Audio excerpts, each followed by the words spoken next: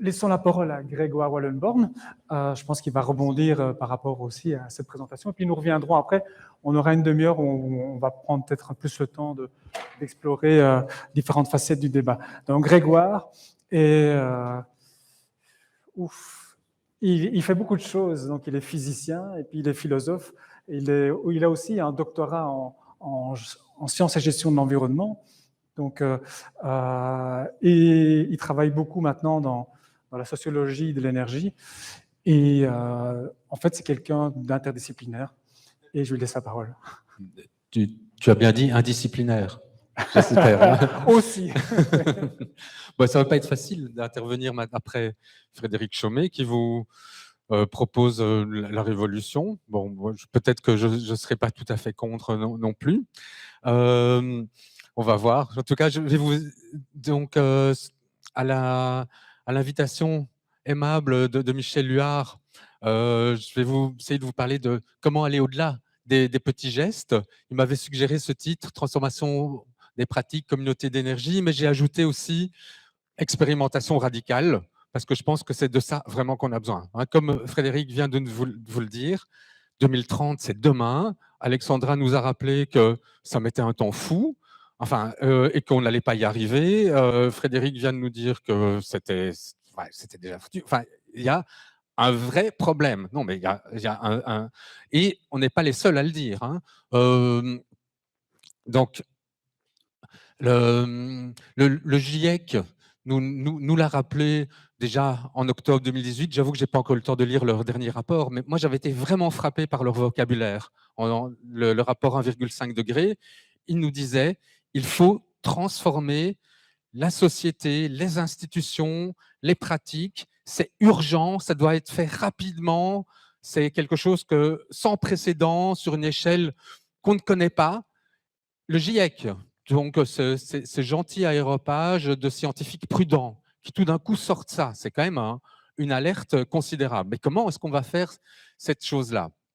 Alors, j'étais heureux d'entendre que maintenant le message qu'il faut impliquer toutes les parties concernées est passé, et c'est fondamental. On ne peut plus faire de projets top-down aujourd'hui, même si on a besoin de réglementation et sans doute de restrictions aussi importantes, mais il faut pouvoir aussi faire de l'intelligence collective avec toutes les parties prenantes et toutes les personnes concernées par les mesures. Ça me paraît tout à fait essentiel. Alors, il est évident qu'il faut agir à tous les niveaux possibles, individuels. Je vais revenir dans un instant sur les petits gestes, sur le niveau collectif. Je vais vous donner un exemple avec les communautés d'énergie. Et puis alors, au niveau politique, je pense qu'on a besoin vraiment d'expérimentation radicale à ce moment. Alors, en termes de petits gestes, en fait, c'est vrai que ça fait 20, 30 ans, avec le développement durable, qu'on nous parle de faire chacun les petits gestes. Il y a les colibris et leur part, etc. Je ne suis absolument pas contre les petits gestes. Je pense que c'est absolument indispensable, mais c'est aussi totalement insuffisant.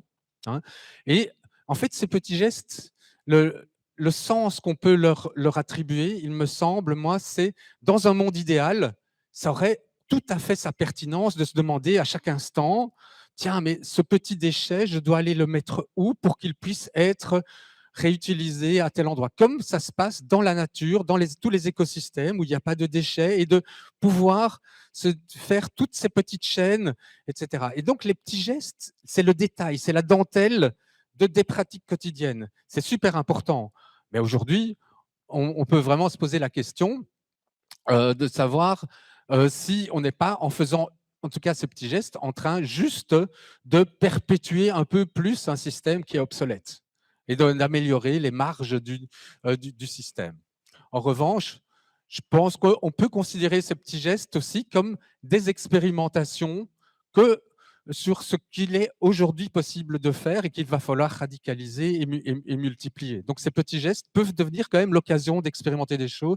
J'ai par exemple un projet en cours qui s'appelle Slow Heat, où là on essaye de se passer de chauffage.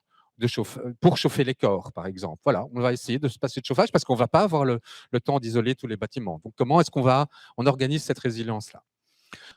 Alors, on a besoin d'une nouvelle organisation sociale. Ça, je vais passer assez vite sur cette dia.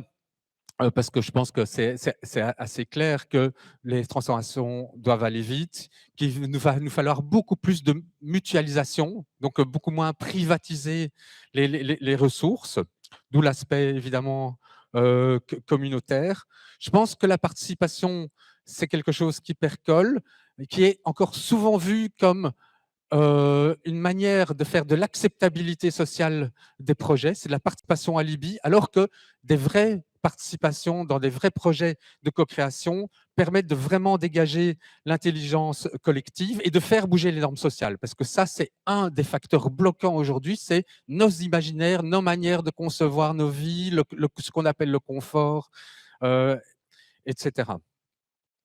Une chose aussi qui, à mon avis, va nous pendre au nez parce qu'il faut aller vers 100% de renouvelables, c'est devenir capable de s'adapter à l'énergie disponible. L'énergie va être de plus en plus variable, le stockage, ça va être cher. Et donc, il va falloir organiser en fait la société autour de l'énergie disponible à un certain moment, étant donné qu'on pourra prévoir avec 48 heures ou 72 heures cette production d'énergie. Mais ça veut dire aussi une réduction drastique de la consommation d'énergie.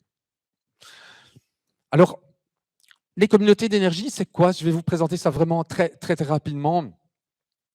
C'est une petite surprise quand même qui vient de 2 directives européennes. Pourquoi une petite surprise? Parce que les communautés d'énergie sont là pour procurer, selon ses propres termes, des avantages socio-économiques ou environnementaux aux communautés et non pas pour le profit. Donc on se dit, ah chouette, il y a quelque chose qui va se dérouler. Ces directives sont en cours de transposition. Aux dernières nouvelles, en Bruxelles, ça devrait être fin de l'année ou début de l'année prochaine pour voir comment ça va être effectivement transposé. L'idée, c'est que des entités locales, des citoyens, des communes, des petites entreprises se mettent ensemble pour produire, partager leur énergie, éventuellement la revendre, etc. Dans un projet en cours qui s'appelle Voisins d'énergie, on aide des citoyens à se constituer en communauté d'énergie, on crée des expérimentations, notamment ce qu'on appelle la flexibilité pour pouvoir donc réagir à un signal quand on leur dit « Ah, il y a moins d'électricité, comment on va réagir ?» Enfin, donc on essaye de mettre en place ce genre de choses et de manière générale, ça tente beaucoup les citoyens, ce genre de communauté d'énergie, parce que ça leur permet tout d'un coup de devenir producteurs et ça les incite aussi à s'intéresser à cette question de l'énergie qui est plutôt rébarbative et à se mettre en collectif, à avoir des discussions collectives, à commencer à s'interroger sur à quoi ça sert l'énergie, est-ce que j'ai besoin de toute cette énergie, à faire bouger, autrement dit, les normes sociales. Il me reste combien de temps? Ok, je continue. Oh, 7. Bon, ben, j'ai tout le temps alors pour ralentir. Non. Donc, pardon? Donc, une des choses assez intéressantes dans ce projet de voisins d'énergie, c'est que les gens, quand ils s'aperçoivent que individuellement, ils ne vont pas gagner énormément d'argent. Donc, si on fait de l'autoconsommation, même si elle est répartie sur plusieurs ménages, donc ce qu'on appelle l'autoconsommation collective, on va gagner quelques dizaines d'euros par an à ce stade-ci. En revanche, ce qui les intéresse en général, c'est de dire ben, on va mutualiser ces gains. On peut donc les réinvestir dans des équipements collectifs pour réduire notre empreinte carbone, pour faire des choses, ou bien les donner à des gens qui en ont vraiment besoin. Le taux de précarité énergétique en région bruxelloise s'élève à 30%. 30%, c'est le taux de pauvreté. D'ailleurs, en région bruxelloise, on est dans une région extrêmement contrastée du point de vue socio-économique.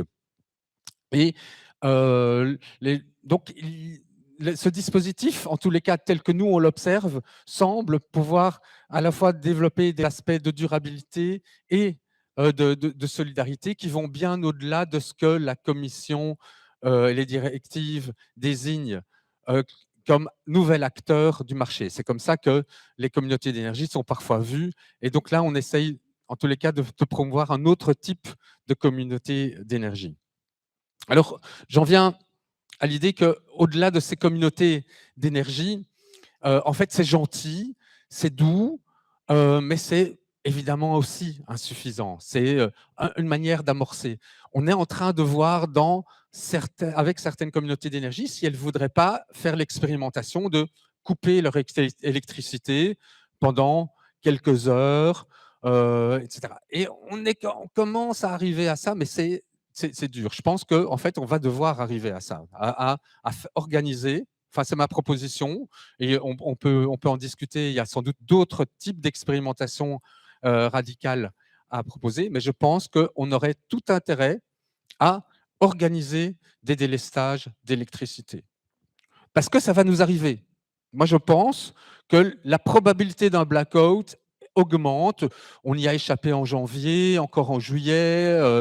Donc, les blackouts sont là. Et un blackout, c'est méchant si on ne s'y est pas préparé. Ça l'est moins si on sait exactement de quoi on a besoin, si on n'a plus d'électricité. Évidemment, on va constater par ce délestage que on dépend énormément de l'électricité pour des tas de choses, peut-être pas totalement utiles, comme des ouvertures de portes, des tas de gadgets, etc. Et donc, faire ce genre d'expérimentation, ça permet de réinterroger toutes nos routines qui sont encastrées dans des infrastructures. Si vous regardez le développement du réseau électrique, de tous ces équipements, de tout le système électrique, et puis de nos pratiques quotidiennes, il y a une vraie co-construction des deux. C'est une coévolution des deux. Et ça, il va falloir déconstruire, parce qu'on n'y arrive pas. Et comment est-ce qu'on déconstruit? Ben, en se disant, on arrête tout et on regarde. Hein, c'est un peu l'an 0 l'an 01 de GB. Hein, on arrête tout, on réfléchit et c'est pas triste. Hein. Donc, en 2014, quand il y avait des menaces de blackout, ou plus exactement de délestage pour se prémunir d'un blackout, précisément, des tas de gens avaient dit, on va faire des blackouts parties. Ça va être chouette, on va se rassembler, on va consommer moins si on se rassemble, on va faire des trucs ensemble. D'autres, évidemment, avaient hurlé en disant mais c'est l'Afrique ici ou quoi. Enfin, bon, donc évidemment, c'est un sujet tendu. Mais ce que moi j'ai pu observer, j'étais en train de faire des entretiens à ce moment-là, c'est que tout d'un coup, le réseau est apparu. C'était devenu un sujet de discussion publique. On s'est dit, ah, le réseau électrique, ah, c'est ça.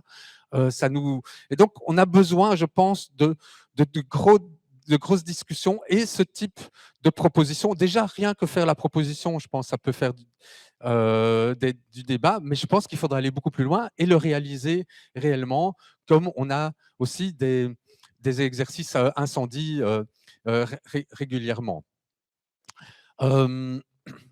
Et donc, plutôt que d'attendre que les catastrophes nous tombent dessus, moi je propose une forme de pragmatique du catastrophisme éclairé de Jean-Pierre Dupuy, hein, qui nous dit que en fait, il vaut mieux inscrire, être persuadé que la catastrophe va arriver, parce que c'est la seule manière de l'éviter.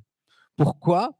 Parce que si on est persuadé qu'une catastrophe va arriver et que ça va nous tomber dessus, vraiment, on va tout faire pour l'éviter. Donc, on va changer nos pratiques. Il résume ça par une phrase, c'est que on ne croit pas ce qu'on sait. On sait qu'on va avoir de plus en plus de problèmes, mais on n'y croit pas parce qu'on ne met pas en place les choses dans nos vies quotidiennes pour faire, qui démontrerait qu'on y croit réellement. Alors, il y a une forme de catastrophisme éclairé aussi. Quand vous regardez les catastrophes, c'est évidemment toujours des vrais malheurs, mais c'est aussi toujours des occasions pour pouvoir interroger la manière dont le monde est composé. Les catastrophes, elles viennent redistribuer, finalement, mettre à plat les infrastructures, les capacités d'agir, les pouvoirs. Et donc, arrêter la machine, arrêter le système, c'est aussi pouvoir faire cette analyse-là, de voir ce dont on est capable, où sont les nœuds bloquants et ce qu'on pourrait faire collectivement. Et donc, je pense que j'ai bien conscience qu'un tel délestage, ça ne va pas se faire dans un claquement de doigts. J'ai discuté avec pas mal d'ingénieurs, avec les gestionnaires du réseau de distribution et d'autres. Je sais bien que ce n'est pas simple. Mais je pense que c'est que plutôt que de se dire qu'on met plein d'argent dans des études, comme le disait Frédéric Chaumet ou d'autres choses, on pourrait vraiment se mettre aussi à se dire on a besoin à un moment d'arrêter cette machine et de voir ce qui se passe, vraiment. Parce que si on ne le fait pas, elle va s'arrêter à un moment, de toute façon, et elle va nous surprendre. Donc, on connaît tous les problèmes. Il y a des livres en sociologie qui montrent ce que peuvent déclencher des blackouts. Le blackout de New York en 63, je pense, et puis il y en a un autre une bonne dizaine d'années après.